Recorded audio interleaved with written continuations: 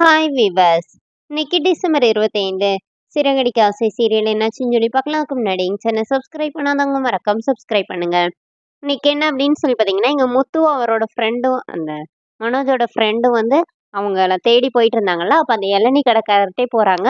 போய் நீங்க உங்ககிட்ட முன்னாடியே விசாரிச்சிருந்தா நீங்க சொல்லியிருப்பீங்கல்ல அப்படின்னோடனே, இந்த மாதிரி ஒரு ஆக்டர் அந்த வீட்டுக்கு வருவாரு. அப்புறம் அந்த வீட்டில் ஒரு வேலை பார்க்குற ஒருத்தங்க இருக்காங்கன்னு சொல்லி அவங்களோட டீட்டெயில் எல்லாம் சொல்றாங்க. முத்து எல்லாத்தையுமே வாங்கிட்டு உங்களுக்கு வேற எதுனாச்சும் தெரிஞ்சுச்சுன்னா இந்த நம்பருக்கு கால் பண்ணுங்க அப்படின்னு சொல்லி கொடுத்துட்டு அவர் வந்து கிளம்புறாரு. அப்போ மனோஜோட ஃப்ரெண்ட் என்ன சொல்றாருன்னா, பேசாம நீ போலீஸா இருக்கலாம்யா, எப்படி விசாரிக்கிற அப்படின்னோடனே அப்போ முத்து என்ன சொல்றாருன்னா, அப்ப நீ இவனை இந்த மாதிரி எதனாச்சும் கோர்த்து விட்டுட்டே இரு, நான் இந்த மாதிரி பின்னாடியே வந்து விசாரிச்சுட்டே இருக்கிறேன் அப்படின்னு சொல்லிட்டு 2 பேருமா போயிட்டு இருக்கும்போது மீனாக்கு கால் பண்ணி, மீனா கோயில்ல இருக்கேன் அப்படின்னு சொல்றாங்க.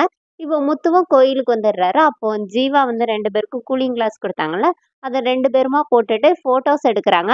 அப்போ வந்து இவங்க தான் தந்தாங்க அப்படின்னு சொல்லி காட்டும்போது, சீதா வந்து இந்த பொண்ண எங்கேயோ பார்த்த மாரி இருக்கே அப்படின்னு சொல்லிட்டு யோசிச்சு பார்க்கும்போது, ஃப்ளாஷ்பேக் காட்டுறாங்க மனோஜோட கல்யாணத்துல வர்றத. இவர் தான் இந்த மாரி மனோஜ் கிட்ட பேசிட்டு இருந்தது. உங்க அண்ணன் கூட பேசிட்டு இருந்தது இந்த பொண்ணு தான். நான் இவ பின்னாடியே போய் பார்த்தப்போ கூட இவ ஏதோ பேர் சொன்னாளே, ஜீவான்னு பேர் சொன்னா அப்படின்னோனே, இப்போ முத்து கேட்குறாரு, "உனக்கு நல்லா தெரியுமா இந்த பொண்ணு தானன்னோனே?" ஆமான்னோனே, இப்போ மீனா கூட பார்த்துட்டு, "ஆமாங்க இந்த பொண்ணு தான்" அப்படின்னு சொல்லிடுறாங்க. இப்போ முத்து நேரா ஜீவாவோட வீட்டுக்கு போறாரு. அங்க போயிட்டு, "இந்த மாரி நீ பார்த்த முத்து வேற, இப்போ வந்திருக்கிற முத்து வேற. இந்த மாரி ஒரே ரத்தம் தான் நானும் மனோஜும். அவன்கிட்ட இருந்து நீ காசு அடிச்சுட்டு ஓடுனல்ல, ரூ. 27,00,000 அது ஒண்ணும் அவன் காசு இல்லன்னோனே, ஜீவா வந்து சிரிக்கிறாங்க. தெரியுமே அப்படின்னோனே, அது உங்க அப்பா காசு, எங்க அப்பா காசு. அவரோட 35 வருஷம் உழைப்ப ஒரே நாள்ல நீ எடுத்துட்டு போயிட்ட அப்படி இப்படின்னு சொல்லி முத்து கேட்குறாரு. அப்போனே ஜீவா ரொம்ப சிரிக்கிறாங்க. சிரிச்சுட்டு என்ன சொல்றாங்கன்னா, அவன் இன்னும் திருந்தவே இல்லையா?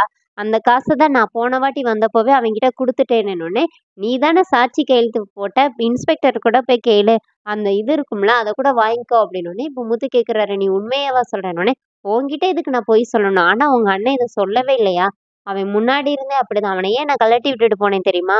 சொந்த அம்மா, அப்பா, தம்பியையே ஏமாத்துறவன் நாளைக்கு என்ன ஏமாத்த மாட்டானா? அதனால தான் நானே அவன கழட்டி விட்டுட்டு போனேன்" அப்படின்னோனே, இப்போ முத்துக்கு என்ன பேசுறதுன்னே தெரியல. அப்போ ஜீவா என்ன சொல்றாங்கன்னா, "மனோஜ விட அவன் ஒய்ஃப் தான் ரொம்ப இது. அந்த பொண்ணு தான் இவனுக்கு இந்த மாரி ஐடியாலாம் குடுத்துருக்கணுன்னோனே." ஆமா. நீங்க போன வாட்டி வந்துட்டு போன பிறகு தான் அவன் ஷோரூம்லாம் வச்சான்னோனே, அப்ப அது இந்த காசு வச்சு தானா? நான் என் கூட வீட்ல வந்து சொல்ல முடியுமான்னு கேட்குறாங்க.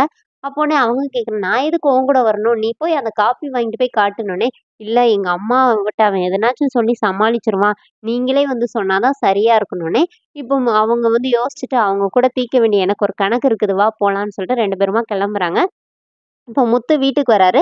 வீட்ல எல்லாருமா இருக்காங்களான்னு சொல்லிட்டு எல்லாரையும் கூப்பிட்டு, ஒரு டைனிங் டேபிள் இருக்குல்ல, அதெல்லாம் எடுத்துட்டு வந்து கூண்டு ரெடி பண்றதுக்கு செட் பண்ணிட்டு இருக்கிறாரு.